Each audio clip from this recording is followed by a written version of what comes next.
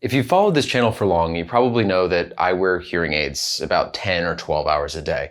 But it wasn't always that way. I've had hereditary hearing loss my whole life, but I waited a really long time to get my first pair of devices. I ultimately got my first pair of hearing aids in 2020 when people put on masks around me and I lost my ability to read lips. But there was this whole period of time throughout my adult life that I was definitely struggling to hear, but I also didn't take action. And when I look back, there were a number of different reasons for that. But one of the main ones was that I just kept telling myself, I'm not ready. It's not time yet.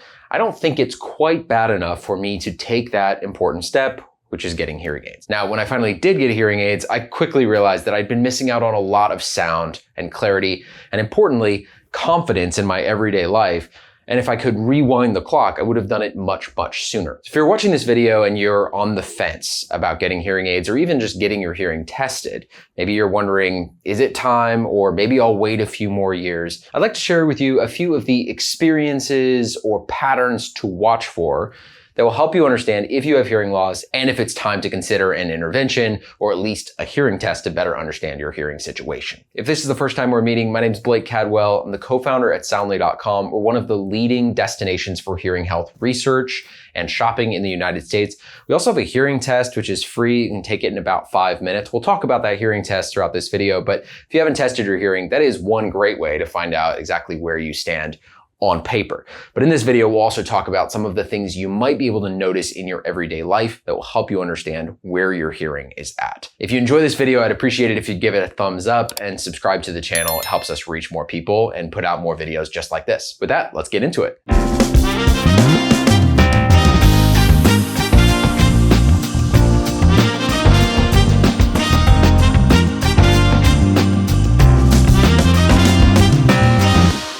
In addition to my own experience as a hearing aid wearer and as a person with hearing loss, we've also talked to tens of thousands of people at Soundly.com who have all different stories around how hearing loss came into their lives.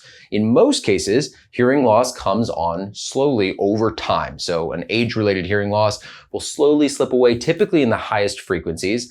That means you're missing S's and T's, and you're generally just losing a little bit of clarity in speech. But there are a few specific telltale signs that if you notice these patterns, you'll know it's time to take a closer look at your hearing or at least take a hearing test. So the first and maybe most common experience that people have is when they're watching TV with a family member or a partner. If people consistently say you're listening to the TV really loud compared to what they would prefer, that might be a tip that you're trying to gain some additional clarity. Now, as a sidebar, TV design has not made this easier over the years. Many TVs now have speakers on the back that play back towards the wall, and they also use a lot of sound effects which can muffle the sounds of speech which you might be looking for. It's very common for folks of all ages to prefer using closed captions. But still, if you're noticing that there's a difference between how much you're hearing and how much the person watching with you is hearing, that's often a first clue that it might be time to take a closer look at your hearing. But that's not the only pattern to look for. In my case, one of the things that I really struggle with when I'm not wearing hearing aids, and this was a big challenge for me before I started wearing hearing aids regularly, is hearing someone in the other room. So typically, a partner, a family member will say something to you in the other room, and what I'd find is that I had to get up, walk over to them, and ask them to repeat themselves, or ask them to come into the room and speak with me. This can be another hint to watch for. Another key pattern that I notice in myself when I'm not wearing hearing aids is that I really rely on reading lips. As I mentioned, I first got my hearing aids in 2020 when people around me put on masks. I realized that I'd become completely reliant on watching people's mouths move as they were talking to piece together the information. Now, there's absolutely nothing wrong with reading lips, and it's something I still rely on even when I wear hearing aids. But it typically will tell you that your brain is in overdrive trying to grab that information. And what it means is that you're not as focused on the content of what's being said, or perhaps the emotional resonance, because you're so focused on trying to figure out what are the words that are being spoken. Now, this effect has actually been researched quite a bit as it relates to our cognition. And multiple scientific studies have shown that folks with hearing loss who are not wearing amplification or getting support are actually using different parts of their brain to try to understand the words that they're hearing instead of higher level processing around the content itself or connecting with the person in front of them. So one of the telltale signs of relying on lip reading is that if someone starts by talking towards you and then they turn to the side or they turn their back away from you mid-conversation, and that becomes really hard for you to understand, that's a clear signal that you're relying on lip reading. In my case, I have a 4-year-old daughter who's constantly turning around and moving, and I really notice this, especially from not wearing my hearing aids. Another common sign of hearing loss is struggling in background noise. And that's because of something that audiologists describe as the signal to noise ratio. If you think of signal as the speech that you're trying to capture, and then as the noise floor raises, you need that signal to be even higher. And typically, folks with hearing loss are having a hard time grabbing onto enough of that signal in a noisy environment to get any clarity. So then you end up falling back on things like lip reading, or in many cases, simply opting out of the conversation. And this is the next important, maybe the most important sign to watch for. And that is, are you avoiding social interactions? Whether it's in noise or maybe a quiet conversation. In my case, in 2020, when I first got hearing aids, one of the first things that I noticed is that I would go outside and people would be wearing masks, and I would walk across the street to avoid my neighbors because I didn't want them to start a conversation with me. Now, in general, I love talking to my neighbors, but this situation is a sort of specific microcosm of all of the little interactions that it's easy to opt out of when you're not hearing well.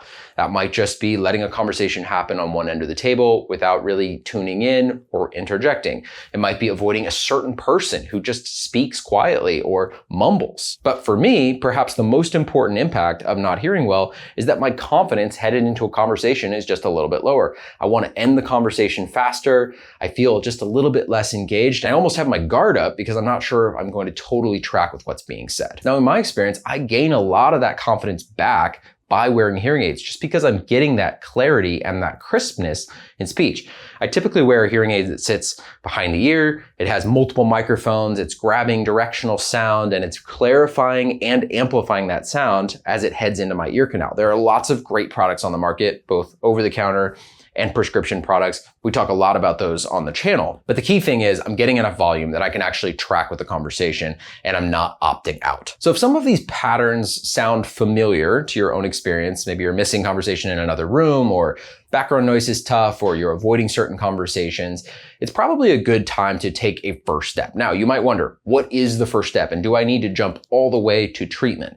The short answer is no. You can simply test your hearing, and that is a really good first way to better understand on paper how you're doing. So if you head over to Soundly.com, you get a pair of headphones, you can take our hearing test and it will show you a chart of your hearing loss. It's going to map your hearing loss against various frequencies and show you what the softest sound that you can hear at each one of those frequencies is. What you'll get back is this chart. It's called an audiogram. You can also get a hearing test at a local clinic if you'd like, but ultimately this chart is going to help you understand where you land.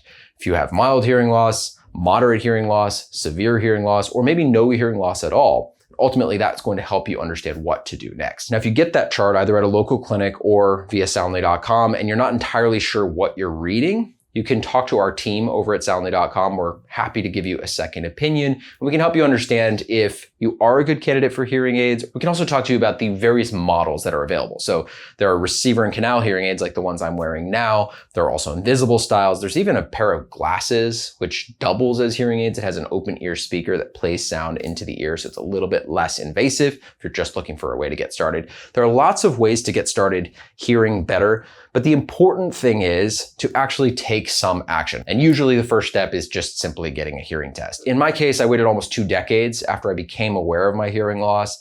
And if I could go back in time, I would act a lot sooner. There were many, many situations that were very frustrating. I had one job in particular where people would sit around this round table and I just simply could not hear very well. And it was an extremely frustrating experience. I would leave every one of those meetings feeling less confident, feeling frustrated, and not really sure how to make it better. Now, with the benefit of hindsight, I know that if I had had some support, those experiences wouldn't have had to be so frustrating. So my encouragement to you is not necessarily to go out and buy hearing aids, but take the first step, test your hearing, start to take a proactive approach. There's a good chance that if you do have hearing loss, you're going to feel a lot more confident with some support. And there are some really innovative and interesting products that can support you situationally or all day. That's all I've got for today. Thanks for watching and good luck with your research.